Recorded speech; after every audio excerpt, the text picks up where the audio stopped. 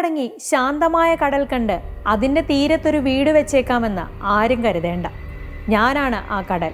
ഞാൻ തിരിച്ചു വരിക തന്നെ ചെയ്യും. തനിക്കെതിരെയുള്ള എല്ലാ നീക്കങ്ങളെയും തച്ചു തകർത്ത് തിരികെ വരുമെന്ന് 2019 മഹാരാഷ്ട്രയുടെ മണ്ണിൽ ചവിട്ടി പ്രഖ്യാപിച്ച ആ നേതാവിന്റെ പേരായിരുന്നു ദേവേന്ദ്ര ഫട്നാവിസ്. പ്രധാനമന്ത്രി നരേന്ദ്രമോദി തന്നെ വിശേഷിപ്പിച്ചത് നാഗ്പൂരിന്റെ സമ്മാനമെന്നാണ്. 2019 വെറും 3 ദിവസത്തേക്ക് മാത്രം മുഖ്യമന്ത്രിയായി നാണം കെട്ട് രാജിവെച്ച് ഇറങ്ങിപ്പോകേണ്ടി വന്നു ഫട്നാവിസിന്. കോൺഗ്രസും NCPയുമായി ചേർന്ന് ഉദ്ധവ് താക്കറെയുടെ ശിവസേന മന്ത്രിസഭ രൂപീകരിച്ചപ്പോൾ ഏറ്റവും കൂടുതൽ സീറ്റ് നേടിയ ഒറ്റകക്ഷിയായിട്ട് പോലും ഫട്നാവിസിന് കീഴിൽ BJP നിസ്സഹായനായി നിന്നു. എന്നാൽ കടലിളകും പോലെ തിരികെ വരുമെന്ന് അന്നേ പറഞ്ഞിരുന്നു ഫട്നാവിസ്. 5 വർഷത്തിനിപ്പുറം അത് സംഭവിച്ചിരിക്കുന്നു. ഒരു സുനാമി പോലെ ആഞ്ഞടിച്ച ഫട്നാവിസിന് കീഴിൽ ശിവസേന തന്നെ പിളർന്നുപോയി. NCPയും കോൺഗ്രസുമായി ചേർന്ന് മത്സരിച്ച ഉദ്ധവ് താക്കറെയുടെ സഖ്യം തകർന്ന് തരിപ്പണമായി. കപ്പിനും ചുണ്ടിനുമിടയിൽ മുഖ്യമന്ത്രി സ്ഥാനം നഷ്ടപ്പെട്ട ഫട്നാവിസ് അല്ല ഇന്ന്. അദ്ദേഹം ഉറപ്പിച്ചു പറയുന്നു, ഞാനാണ് മഹാരാഷ്ട്രയുടെ മുഖ്യമന്ത്രി. BJPക്ക് അക്കാര്യത്തിൽ ഇത്തവണ രണ്ടാമതൊന്ന് ആലോചിക്കേണ്ടി പോലും വന്നില്ല. കൂടെയുള്ളവരാരും മുഖ്യമന്ത്രി സ്ഥാനം ചോദിച്ച് വിലപേശാൻ വന്നതുമില്ല. അത്രയേറെ ആധികാരികമായിരുന്നു ആ ജയം. പിളർത്തിയും അടർത്തിയും പകവീട്ടിയും രാഷ്ട്രീയ ചാണക്യന്മാരുടെ നിരയിലേക്ക് ഒരു നേതാവ് കൂടി എത്തുകയാണ്.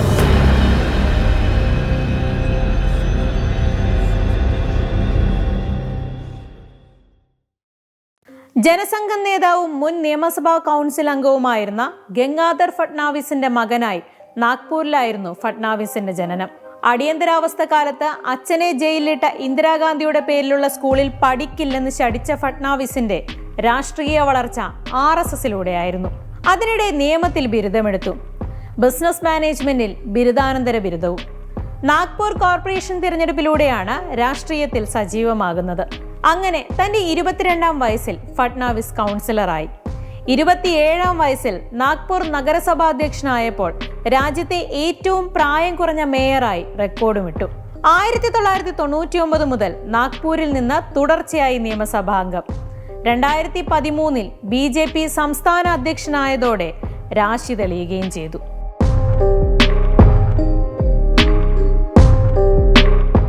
വർഷം 2014. BJP സീറ്റുകളെല്ലാം തൂത്തുവാരിയ തെരഞ്ഞെടുപ്പിൽ മഹാരാഷ്ട്രയെ നയിക്കാൻ 44 വയസ്സ് മാത്രമുള്ള ഫട്നാവിസിനെ മോദിയും അമിത്ഷായും ചേർന്ന് മുന്നോട്ട് നിർത്തിയപ്പോൾ മുതിർന്ന നേതാക്കൾ വരെ അത്ഭുതപ്പെട്ടു. എന്നാൽ 5 വർഷവും തികച്ചു ഭരിച്ചു അദ്ദേഹം.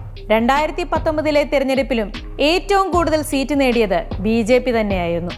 ശിവസേനയ്ക്കൊപ്പം ചേർന്ന് NDA സഖ്യം അധികാരത്തിലേറാനും ഒരുങ്ങിയതാണ്. പക്ഷേ മുഖ്യമന്ത്രി സ്ഥാനം വീതം വെക്കണമെന്ന ശിവസേനയുടെ ആവശ്യത്തോടെ അനിശ്ചിതത്വങ്ങൾക്കും തുടക്കമായി.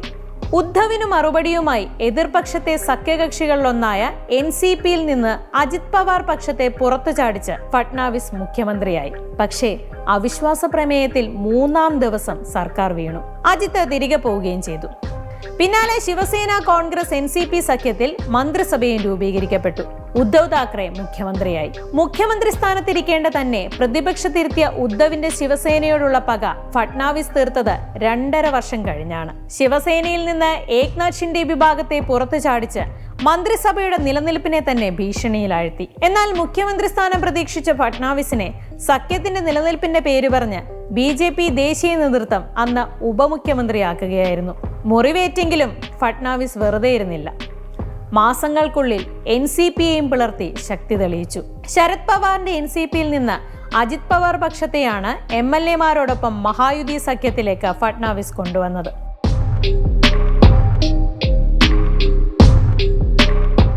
തന്റെ രാഷ്ട്രീയ പരീക്ഷണങ്ങളുടെ അന്തിമ ഫലം 2024 തെരഞ്ഞെടുപ്പിൽ കാണാമെന്ന മുന്നറിയിപ്പ് പ്രചാരണത്തിന്റെ ഓരോ ഘട്ടത്തിലും ഫട്നാവിസ് പറയാതെ പറഞ്ഞുകൊണ്ടേയിരുന്നു. അതിനിടെ ലോക്സഭാ തെരഞ്ഞെടുപ്പിൽ BJPക്ക് മഹാരാഷ്ട്രയിൽ തിരിച്ചടിയേറ്റപ്പോൾ എവിടെയാണ് പാളിയതെന്ന് കൃത്യമായി പരിശോധിച്ച് പരിഹാരം കാണുകയും ചെയ്തു.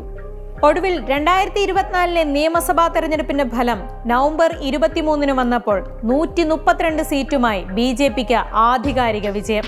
മഹാവികാസ് അഘാഡിയെ മാത്രമല്ല, മുഖ്യമന്ത്രി സ്ഥാനം സ്വപ്നം കണ്ടിരുന്ന അജിത് പവാറിനെയും ഏക്നാഥ് ഷിൻഡെയും പോലും നിശബ്ദമാക്കുന്നതായിരുന്നു ആ വിജയം. മഹാരാഷ്ട്രയിൽ നടത്തിയ 2 അസാധാരണ രാഷ്ട്രീയ അട്ടിമറികളിലും പാർട്ടിയുടെ കേന്ദ്ര നേതൃത്വത്തെ ഫട്നാവിസ് വലിയ തോതിൽ ആശ്രയിച്ചിട്ടില്ല.